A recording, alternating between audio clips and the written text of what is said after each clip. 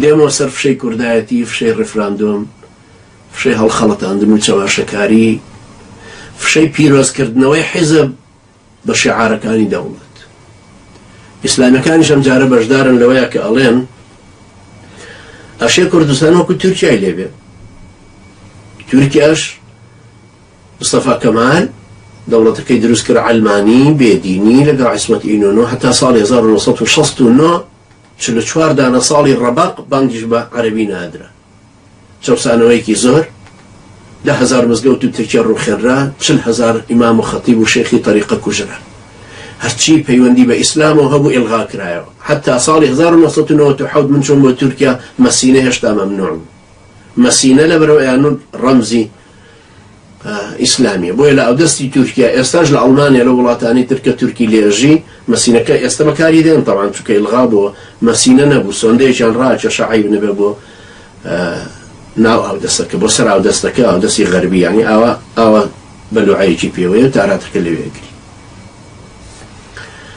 ئەڵێن وەکو تورکیا ئەشێ یەکەم جار پارتی بە میزاجی خۆی بیکە، تاقلۆسین ببێ، کوشتن بێ، بڕین ببێ، بەنایەوە ئەمانە خاینن، ئەمانە سەر بە فڵان شوێن. جا زۆر شتانە و تۆمەتانە زۆر ئاسانە، چونکە ئێستا وترە سەر بە داعشن، تەنزیمی دەولەتەوە بوو، یا تەواویش نابێت تەڵان بە تەکید مەبەستمەوە ئەگەر شوێنی عەسکەریەکانی تەواو بوو، ئێخۆ پێش ئەوەش ئەوترا سەر بە قاعیدەن، پێشەوەی قاعیدە دروست بیان و وەڵامانە سەر بە تالیبانن، پێشەوە ژانەوەی ئیخوان موسلیمین سەر بە ئەمریکان، ئەو کاتە زمانی بلۆکی سۆشیالیستی بوو.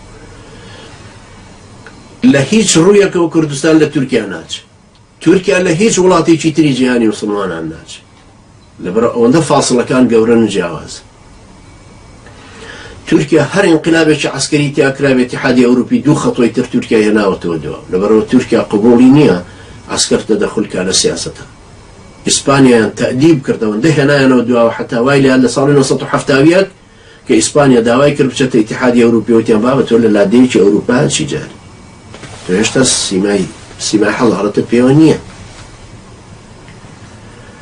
تورکیاش کە ساڵەهای ساڵە داوا کە بچێتە اتحادی ئەوروپی، وتیان تۆ جارێ سێ کۆسپی گەورە لە ڕێگاتە، انقلاباتی عەسکەریە، ئازادی کوردە، ئازادی ترە، اقتصادێکی نزمە، داد و گەشە هاتە پێش وردەوردە لە هێڵی سفرە، وەکو ئەحمەد داودۆغڵ وتی عەلاقات سفر دەستی پێکرد، داد و گەشە شەعبیەتێکی زۆر گەورەی هێنا، بەڵام دەوڵەت هەبوو.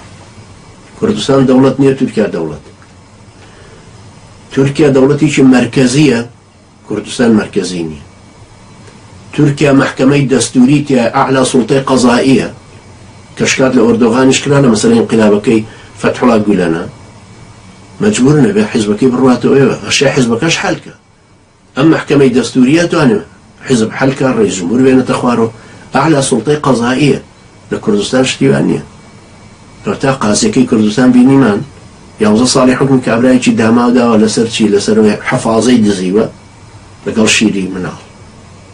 ساحەب دوکانەکەش لە باوەگردنی ئازابێ و بیهێنە دەرەوە خۆم پارەکەیەدن، ڕاتوێکی بۆ بڕینەوە، پارەی لێ بە پارەکەی هەڵ نەگرتووە، یعنی کابرا دز نییە، پێویستی بە حەفاظەکە هەیە بۆ مناڵەکانی. محکمەی دەستوری تورکیا لەکوێوە؟ محکمە فاشلانە لەکوێ؟ محکمەی فاشلی وەتە زانیتان کەمالی سەی قادریان گرت لە هەولێر، هێجربان بارزانی مژدەیدا بە ئومەتەکەمان کە 30 ساڵی کاتە سجنەوە، 30 ساڵ حکمە بێ. جا ئەمە سەیری کە لە قانون تێناگە، 30 ساڵ حکم، وەڵا دوای 2-3 ڕۆژ بەربوو. چی بوو؟ وەڵا دوور لە ڕوێ پەرژینێکی قایمجا کوردواڵێ، وەڵام میزەکە کەفی نەما، چونکە کوردواڵە کە میزی کەفی کرد حکمێ دێرەکە، کە کەفەکەی نەما حکمێکی کە دەرەکە. وەڵا تەواوی تر ئەم جارە میزاجی وایە کە 30 ساڵی چی هاتەوە دەرێ و کەمالی سەی قارچووە بۆ نەمسە. لەکوێوە ئەم کوردستانە وەکو تورکیا وایە؟